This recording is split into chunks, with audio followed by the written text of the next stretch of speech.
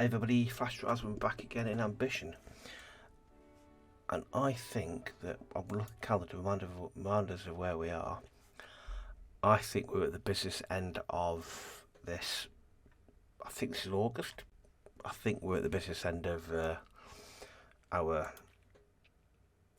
time in the French Revolution. What do we want to do? What can we do? Anything that we would, anything that,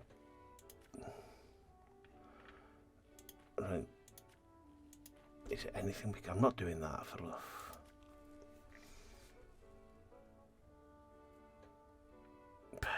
Credibility. I must be mad doing this. I really must be mad.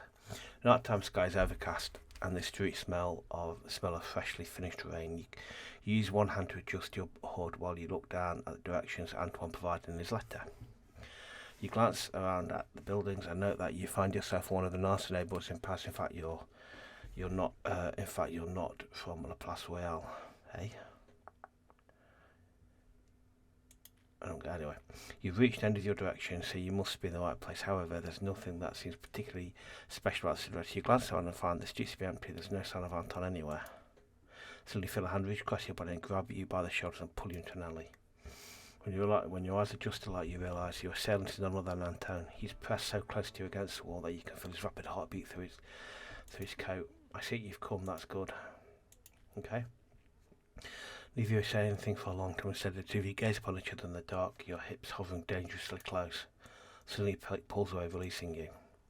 You have to do something very direct, very fun, and very illegal. Do you invite every girl you fancy out to commit crimes against the crime? No, you don't feel like every girl to me, he replies, flashing you a wolfish smile in the dark. Okay. Anton gestures behind you to some buckets and paste of rolled up plaster. I've managed to convince some sympathetic citizens to press up these posters that are rather objectionable to the crown. You cautiously peek to unravel one of them and examine it by the light of the guttering street lantern. The poster is a potent mixture of accurate political commentary and extremely obscene imagery. If we post these up in a poor neighbourhood, one sympathetic to our cause, the watch won't hesitate to punish the people who live there. So instead, we're taking our work directly to the heart of the problem. He gestures to the alleyway where the wealthy neighbour, to the alleyway. He gestures out of the alleyway to the wealthy neighbourhood around you. Of course, I'm sure the watch will be sympathetic to the inhabitants of this neighbourhood once we cover it with our messages. It also means that we get to make ourselves heard and remind them all of the discontent brewing in France. I'm really not sure we should be doing this, but hey, the power following sleep comfortably at night because they're convinced themselves that the order they hold in force is the result of public will. They lie to themselves and pretend that their edicts are supported by a silent majority of commoners instead of a regime of organised violence.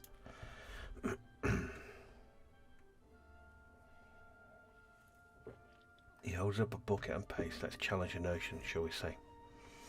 Carefully place your posters. Taking your time, you start placing posters under eaves, an insert case, and other concealed place you can find. It gives you an upward nod of hope of good ideas. No way they'll find all of them tomorrow. They'll be pulling these posters down for weeks. So you Anton continues to paper their neighbourhood in places you feel giddy, almost childlike. There's something freeing about exerting you all over this place. A place home to people who will do more power in a single day than you've ever had in your whole life.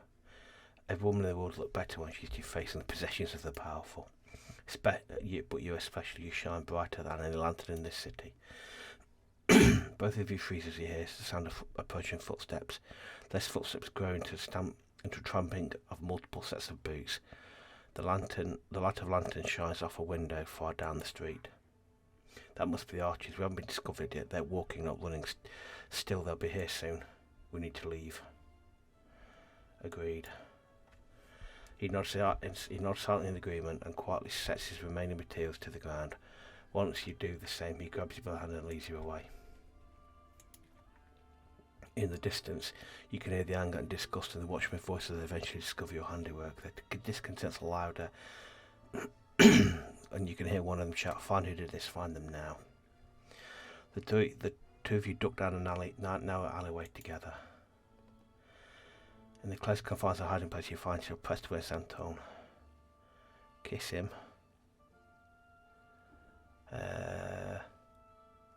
Focus on hiding. Signalling with a tug of your search as you both head deeper into the alleyway to hide. While you are both otherwise still and silent, you can feel the back of his hand idly stroking the back of your head as he keeps watch. One of the archers is close, extremely close. Even from our position, you can smell the oil of his lantern and the stench of the tobacco on his uniform. Are you glad that you chose to focus on concealing yourself? Yeah, okay. You gain some peril. Anton doesn't pull away from your embrace, but you can feel his hands moving around. In the darkness, you can see the glint of steel as he draws a stiletto from his coat sleeve. You finally manage to exhale when the watchman gives up searching your area to investigate somewhere else. Together, the two of you make your escape. Anton offers to walk you home, and you take him up on his offer. The two of you laugh and giddy from the adrenaline rush of what just transpired. He walks you home and gives you a silent upward nod before he turns to leave. He walks you home and gives you a silent upward nod before he turns to leave. Camille is waiting for you on the doorstep. Well, Madame Camille greets you. How's your night out? That boy's going to be the death of me. You head upstairs to your room, imagining all the different ways that tonight could have gone wrong. Despite how tired you are, you find it difficult to get to sleep. Yeah, it was unnecessarily risky. You wake up to sound of urgent knocking on your front door downstairs. Your Camille call go to answer the door, but whoever it is simply pushes past her. A brief commotion, and a young dragoon enters your room. You recognise him with one axis comrade. His uniform is rumpled and he's breathing heavily. Bonjour, madame. I'm so to intrude upon you like this, but I come with urgent news. Alex has occupied other duties. He sent me to deliver this. He hands you a piece of paper with an address on it. You quickly check it against your map of the city and see that there's a section of port along the banks of the river. I'm sure you've seen the honours unfolding in our very streets. While we're bound by honour to fulfil our duty to His Majesty the King, we simply can't guarantee your safety if you stay here. Tonight at midnight you'll find a boat waiting to take you from past to a major seaport. From that port you're about to flee safe to anywhere in the world. There's just enough room for you and the members of your household. The captain will only be there tonight. Imagine you might not be comfortable leaving so suddenly, but I urge you to set this off. I've kept a steady heart while musket balls flew past my ears, but the things I hear people mutter to themselves when I patrol the streets put a chill to my soul. Now I must take my leave, madame. Good day, he says with a bow. You head downstairs and you can Camille wishing him well as he returns to the streets.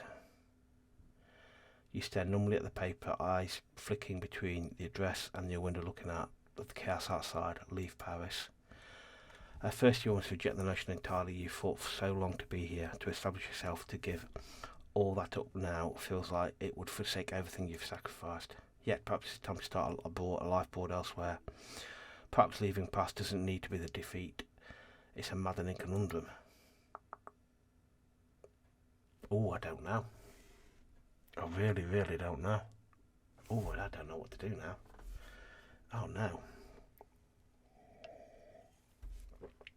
I don't want it to finish here. I'm not ready for it to finish.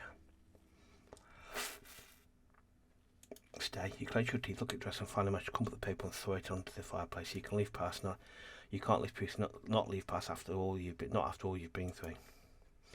So you prepare to face the day. This could be a catastrophic mistake. So we've got fishy business. That's endowment, that's a waste of time. Balance of power. Place Royale. Gossip's not good to us, isn't it? Might as well. We're kind of twiddling our thumbs.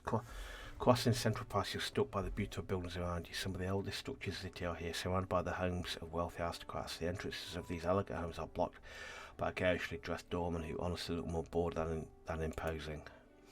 Growing up, you read incessantly about past, devouring any book or map you could find, yet for some reason you can't remember what makes this area special, beyond nice homes and some buildings built in the 1300s. And then you see it. La Place Royale, the favoured social spot for all the aristocrats in the city. The hub of all gossip, social news, slander and scandal. If there was ever a telling secret or salacious rumour, this was the place to find it. See elegant dressed aristocrats strutting about the gardens. Stop briefly chat or be hushed. No, we don't need the tutorial. Of course, without the benefits of a title or introduction, you can't approach any of these people directly. However, there's nothing to stop you from hearing things as you just passed by. Staying on the absolute edge of conversations, you stroll about the square, pretending to be a traveller just admiring the apartments and gardens. After an hour or so, you manage to overhear something useful. Pierre will be very interested in this. In the socialite square, you starting to filter out to the dinner appointments and other social commitments. You decide to head home as well. Yeah. Uneventful. Okay. The violence past has only gotten worse, which is often the case in times like these. There's a lot of spelling errors in times like these. Judging from the frantic murmurings you can hear in the street, it's been confirmed that the Crown is significantly more powerful than the Nazi revolution. Of course, rarely does one group hold more power alone. The manufacturers of France appear to be finally picking their sides. As expected, the Church is supporting the Crown, whatever good that might do. The Church is greatly diminished versus years past, but all the same, priests regularly issue sermons exhorting the flocks to stand fast in support of the rightful king. One would surmise the bourgeoisie has fallen out of the revolution, but in a weak and disorderly fashion. A small council of merchants, scholars and doctors have spoken out against His Majesty and refused to pay taxes until the revolution's demands are met. The officer courts of military, composed mainly of nobles, has managed to keep control of their units and place themselves in service of the Crown. However, years of mismanagement and skip pay have sapped their strength. Still, professional soldiers are always an asset in quelling an uprising. And so, Paris continues to burn. Well, we've jumped on a year. While your own progress has ground to a halt, it feels like the advancement of time around you has only sped up. Last year in October, a large crowd of women marched upon this side to demand bread, mostly armed with homemade pikes. However, the crowd was disjointed and sporadic, with many deserting upon seeing armed guards at the palace. When the demands met unanswered, a mob attempted to storm the palace to present the demands to the royal family. In response, the guards opened fire, dispersing the crowd with force. Revolutionaries have come to this tragic event as a woman's massacre. This sudden violence began a string of defeats that the revolution is still reeling from to this day. The crowd has the stability and necessary alliances to suppress any threats to their power as soon as they arise, preventing them from gaining momentum. Paranoia and desertion has withered revolutionary ranks, and the Crown has released an edict of mercy, promising legal clemency to any revolutionary that throws down their arms. This edict excludes all that have been branded as revolutionary leaders, and so Paris continues to burn. Another year.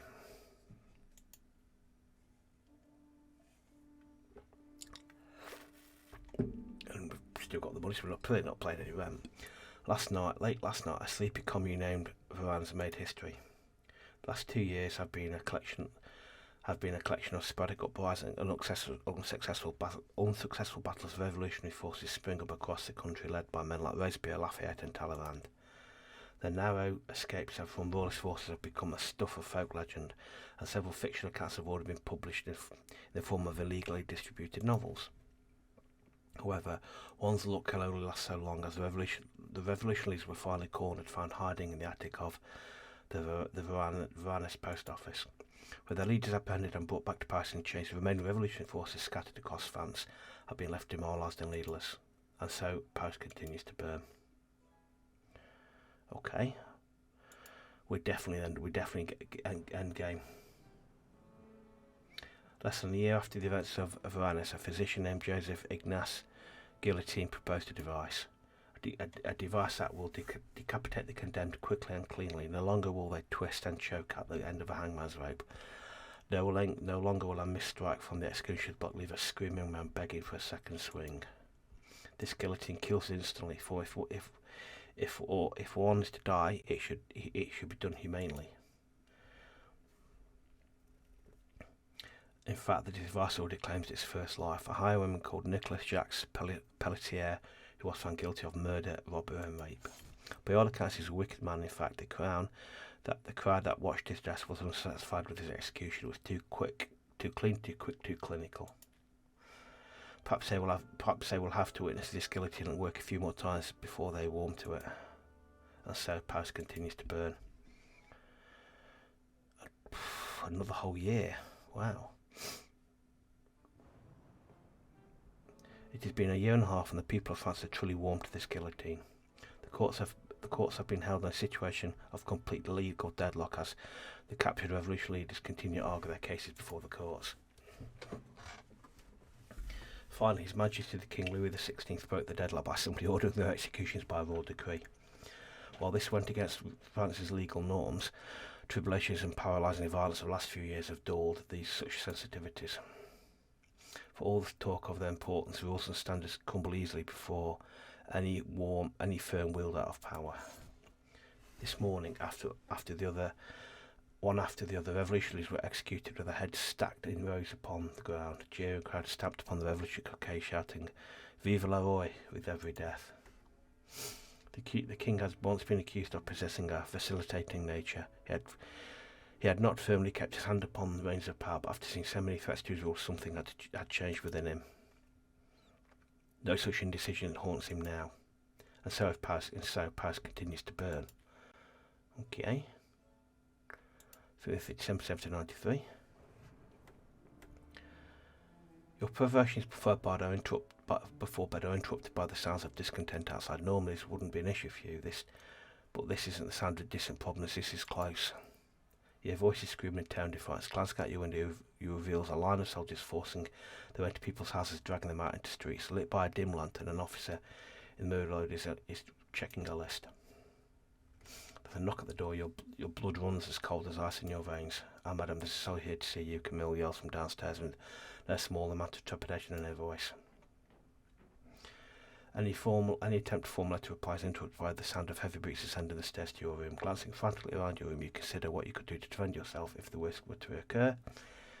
It doesn't feel like a letter opener will suffice. There's a remarkably polite knock at your bedroom door. "Madame, are you decently dressed? I'm under orders to escort you to Versailles." Then, that's somewhat expected. The dragoon enters, taking a moment to shield his eyes before seeing you're still dressed in your foundation garments. "Pardon my intrusion, madame, but I would urge you to make haste. From what I gather, Her Majesty the Queen has sent us here to make sure you and your household are escorted to safety. The lot of some of His Majesty's subjects in this neighbourhood is under question, and we want to ensure that you don't get caught up in that net." He continues, parting your shutters to look out the window at the scene unfolding in the streets. The next few minutes you get dressed, and at whirlwind pace, and you fasten a carriage along with Camille.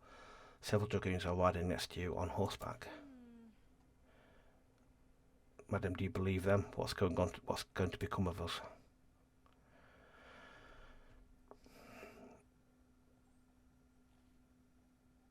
"Yeah, I don't know. We, madame," that makes us, Camille replies, slumping low in their chair. Her usual optimism seemed dulled by years of outbreaks of violence and setbacks. Eventually your carriage rolls to a stop and someone knocks on the window, and in the darkness you see someone waving you out at your convenience. Stepping out, you find yourself on a beautifully manicured lawn. A footman in royal livery helps you down from the carriage and silently gestures you towards the palace. This is Versailles. Okay. No, mon Dieu, this is Versailles. This is the palace of His Majesty King Louis XVI and Her Majesty Queen Marie Antoinette. This is a court from which the most powerful, wealthy and elegant persons in the kingdom rule all of France. While Camille handles the unpacking, you start walking towards the palace. You realise that you're not alone in this journey. You spot more carriages carrying equally grateful and confused passengers.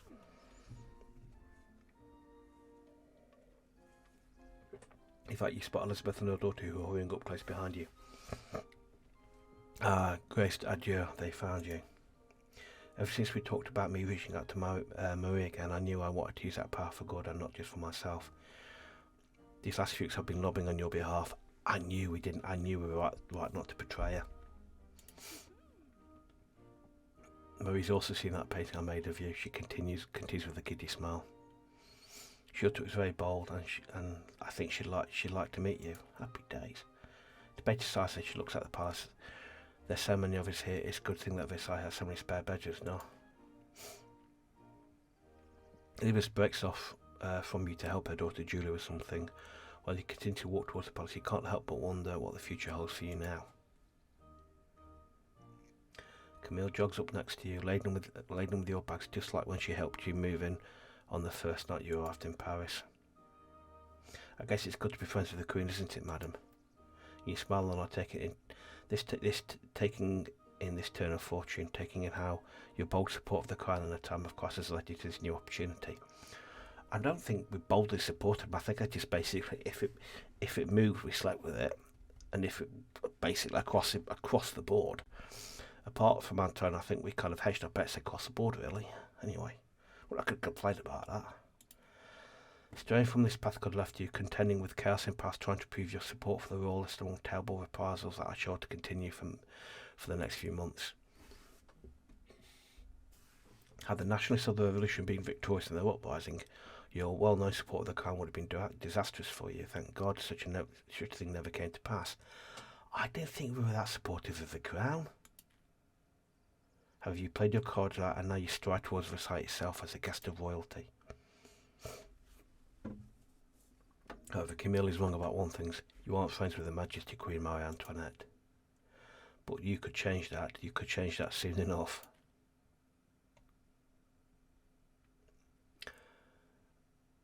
Of course, while your own story comes to a close, the stories of others either continue to be written or tragically cut short. Elizabeth, was of course ecstatic to see that you were safe. She plans on introducing to her good friend Marie at her first opportunity. You've already been warned of the dangerous courtly intrigues that are so pervasive in this gilded hall of Versailles, yet somehow you feel like you'll be fine. I reckon we will be. However, the rest of Paris continues along even as you merge seamlessly into the life of an elegant courtier. Ludovico, the priest pushed into clergy against his will, who struggled with a higher calling that pulled his desire, against his desire to have love and happiness afforded to parishioners he himself led in prayer. Back in him, he was happy to watch an ability to maintain their grip on power, as it prevented the revolutionaries bringing more bloodshed to an already troubled country. He spent days sending petitions urging His Majesty King Louis XVI to use his newfound stability as an opportunity to alleviate the suffering and starvation so rife amongst the common people, but has yet to receive a reply. Then there's Alex, a promising and gallant dragoon who was haunted by the very nature of his lineage, always seeking to prove himself worthy of his family's legacy. When the Lord-Ashore regime, Alex fought against revolutionary forces all across France. He gained a reputation for being sympathetic to the plight of commoners caught up in the war, and was recently promoted to the rank of sergeant. Honoré, the opulent, domineering widow who was still grieved openly for her husband, who passed away all those years ago. Despite her attempts to urge her associates in the bourgeoisie to oppose an ability stronghold on power wherever possible, the revolution was crushed regardless. Charged with sedition, she narrowly managed to avoid the guillotine when you helped her hire one of the best defence attorneys in the country. How fantastic, we said Honoré. He's also untying the five revolutionary who would stop at nothing to bring liberty to France. Even from the beginning, he was burned with an ardour that threatened to become an raging inferno. When the dream of revolution died, Antoine died with it. Armed guards stormed his modest apartment with a few weeks ago. Instead of surrendering to the enemies of the people, he tried to strangle the first one attempted to arrest him. Pierre, of course, survived the upheaval because men like him always had been well equipped to survive anything that fortune might throw their way. Honest men may find themselves ill-prepared in times of unease, but dishonest ones are quite used to facing danger at every turn. Of course, that's usually because their dangers are a tale of their own creation. I love Pierre. While he may have been toasting the victory of the nobility and tradition, he's also been heard grousing to himself about the renewed harsh censorship laws being opposed by the Crown. Printing salacious root truth is going to be a lot harder for the foreseeable future. Fatima, the enterprising dressmaker who was the font from which much of your elegance flowed, still managed to keep her shop open. After the nobility's close call with the consequences for their excesses, there's been a renewed interest in personal protection. More and more clients have been requesting Fatima use tightly stitched layers of silk to add armour to their finery. It might even work.